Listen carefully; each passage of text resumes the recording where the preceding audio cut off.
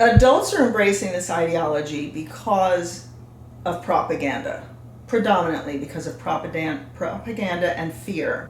Edward Bernays wrote all about propaganda and how effective it actually is, and how the medium that the propaganda comes across in is just as important as the actual message that it's sending.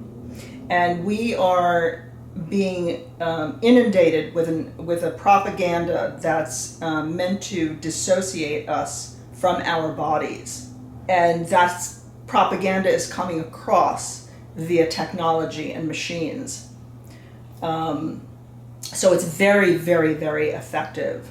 And I mean, tech grows exponentially, high tech grows exponentially like every single year. And so the message and the way that it's getting across to us is very, very impactful. And it's absolutely incessant. I mean, since 2014, when this was promoted in the culture with Laverne Cox on the cover of Time magazine, not inconsequentially, a black man on the cover of Time magazine introducing a tipping point in the culture when nothing really in the culture denoted something that would require a tipping point or initiate a tipping point. The messages have been relentless in terms of this being progressive, in terms of this being good, in terms of this being part of the LGB.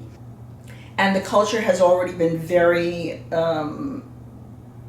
acclimated to lesbian, gay, and bisexual people. And they're comfortable with lesbian, gay, and bisexual people. So adding this to this human rights movement makes it seem like it's just another part of LGB, and this is how it's driven.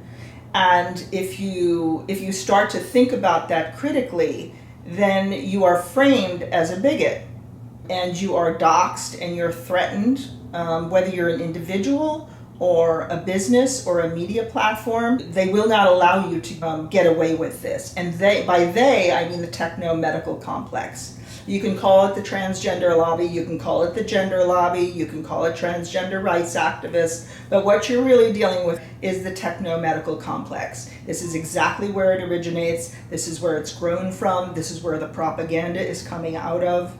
And this is where it's driven from. So this is what we're talking about, and it's the largest lobbying entity in Congress, and it's probably bigger than the military-industrial complex. There have been professionals that have speculated that it is bigger than the military-industrial complex now.